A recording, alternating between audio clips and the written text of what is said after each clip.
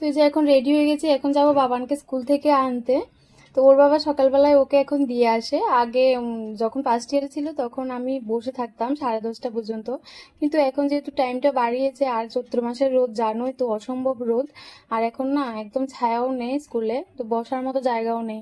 তো সেই জন্য আর দেরি করেই যাই, তো শুধু স্কুলটা যখন ছুটি হয় 1 ঘন্টা আগে যাই। তো এখন বাজে 10টা 10, তো একটু পরে রওনা দেবো।